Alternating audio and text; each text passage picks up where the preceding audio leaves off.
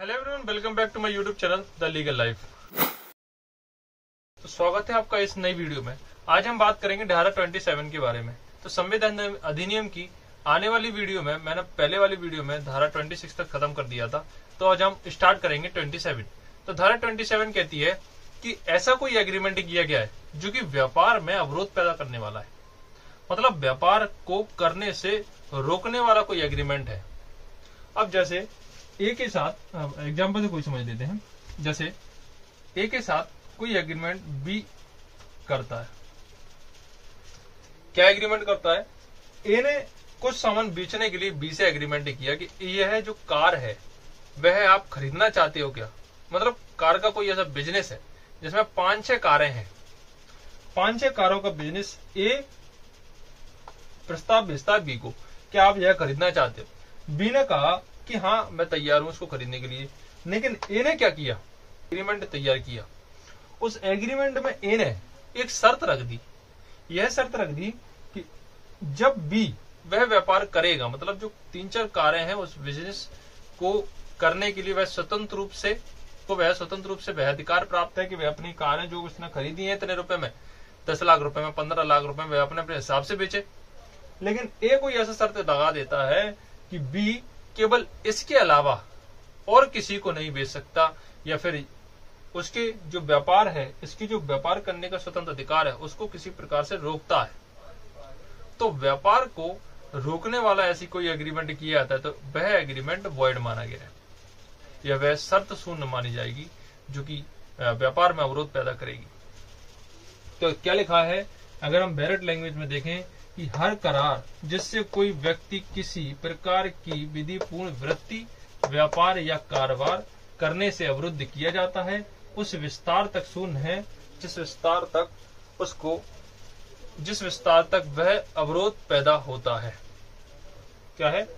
तो हर करार की बात कर रहा है जिससे कोई व्यक्ति ये अंडरलाइन करें, जिससे कोई व्यक्ति किसी प्रकार की विधिपूर्ण वृत्ति का व्यापार या कारोबार करने से। विधिपूर्ण वृत्ति का मतलब यह है कि वह विधिपूर्ण होना चाहिए, कोई अनलॉफुल एक्ट नहीं होना चाहिए।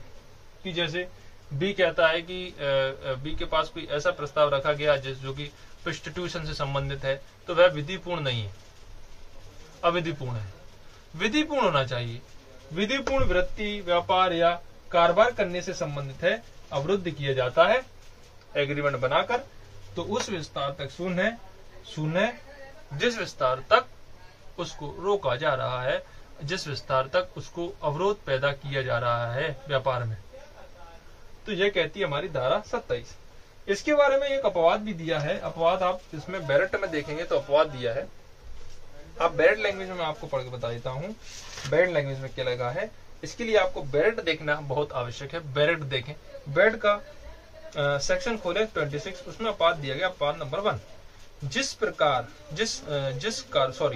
जिस कारोबार की गुडविल बेच दी गई है उस कारोबार को न चलाने के करार की व्यावृत्ति। मतलब ऐसा कोई एग्रीमेंट किया है जो कि गुडविल में किया गया है, गुड फेथ में किया गया है, तो वह जो माना गया है वह अपवाद है।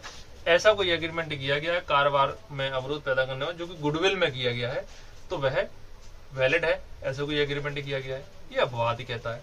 अपवाद के अंदर की भाषा लिखी है कि वह व्यक्ति जो किसी कारोबार की गुडविल का विक्रय करे क्रेता से यह करार कर सकेगा कि वह विनिर्दिष्ट स्थानीय सीमाओं के अंदर तब तक दृश्य कारोबार चलाने से विरत रहेगा जब तक क्रेता कोई ऐसा व्यक्ति जिसे उससे गुडविल का हक व्युत्पन्न हुआ हो उन सीमाओं में सदृश कारोबार चलाता रहे, परंतु यह तब जबकि उस कारोबार की प्रकृति की दृष्टि से ऐसी सीमाएं न्यायालय को युक्त प्रतीत हो। तो ये कहा है। तो इसके लिए जो अपवाद आता है वह गुडविल में किया जाता है, तो वह वैलिड माना गया ऐसे कोई कॉन्ट्रैक्ट है। अगर यह वीडियो आपको पसंद आती है तो मेरी वीडियो को लाइक करें, शेयर करें, कमेंट करके जरूर बताएं कि यह वीडियो आपको कैसी लगती है। Thanks for watching my video.